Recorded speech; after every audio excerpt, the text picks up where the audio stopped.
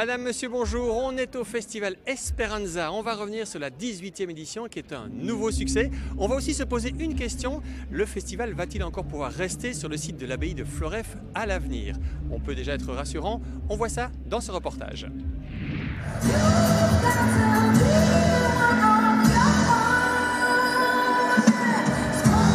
Mutoni Drummer Queen, un des coups de cœur des organisateurs d'Esperanza cette année, un des beaux moments de cette 18e édition qui est un nouveau succès.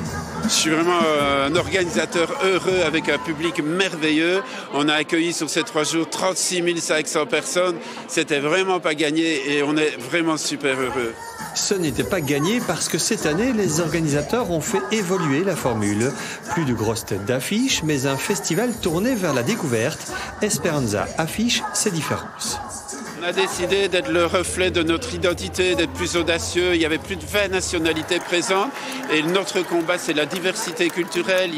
C'est ça le plus important.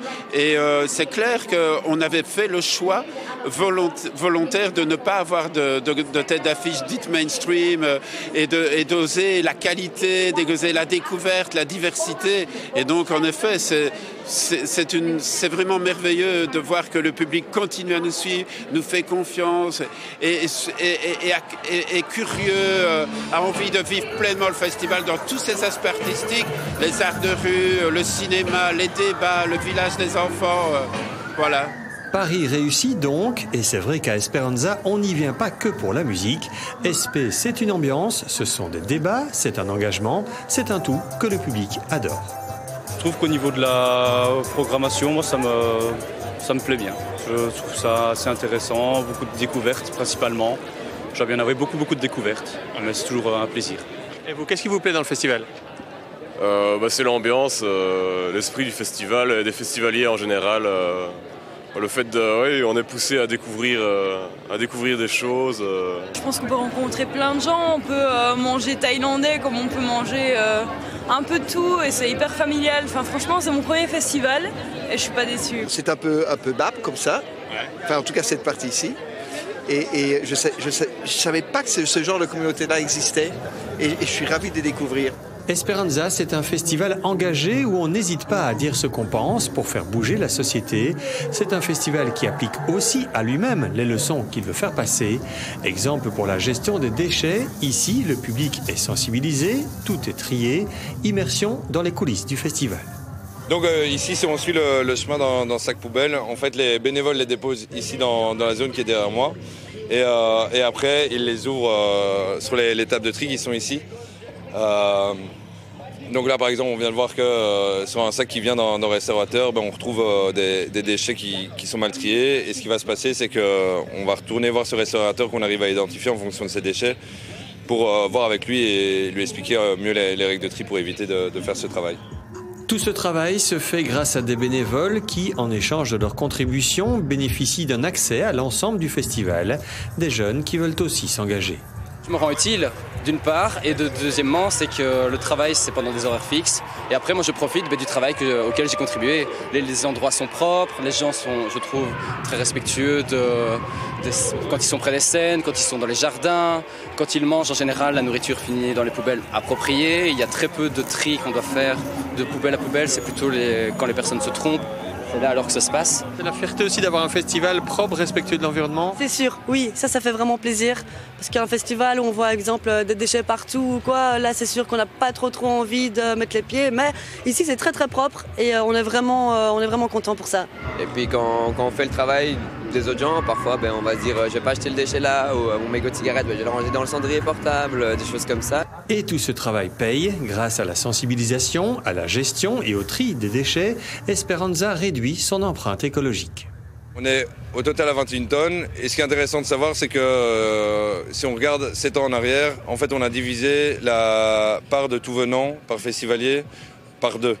Donc il y a 50% de déchets qui sont sauvés de l'incinération en fait, qui vont vers les centrales de recyclage. Et ça pourquoi ce chiffre on divise par 2 ? Ça veut dire que les gens sont plus responsables ou le festival est mieux organisé ?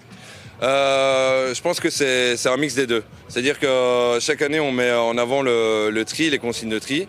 Donc au fur et à mesure du temps, les gens les connaissent et vont être amenés à mieux trier. Un festival qui respecte ses engagements, donc un festival qui veut montrer l'exemple.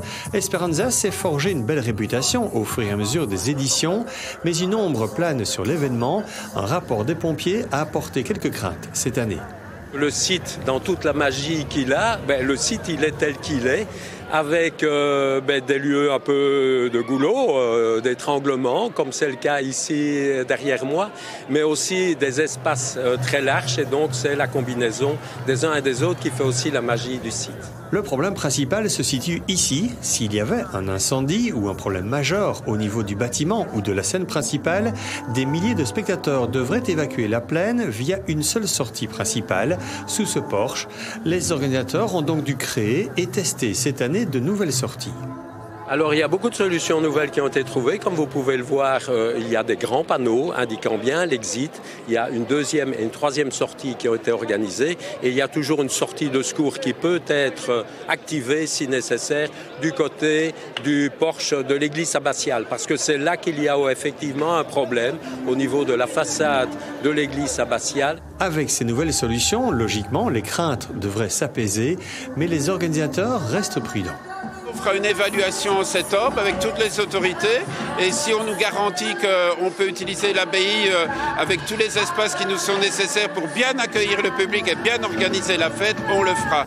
Le public, lui, en tout cas, souhaiterait qu'Esperanza ne bouge pas. Beaucoup adorent le site et l'ambiance. Ah, ce serait dommage, vraiment dommage. Ouais. Surtout trouver un site pareil, je sais que Jean-Yves veut retrouver quelque chose dans la région namurois si jamais ça se passait, mais ça va être difficile, quoi. Donc, espérons que ça reste ici, quoi. Ce serait dommage, hein, parce que je crois que c'est un festival qui apporte autant au lieu que le lieu apporte au festival. Esperanza 2019 se referme donc avec un sentiment de satisfaction, avec toujours autant d'ambition et encore quelques points d'interrogation. Faites-leur confiance, s'il faut changer, ils se relèveront. Quoi qu'il se passe, le rendez-vous est d'ores et déjà donné pour la prochaine édition.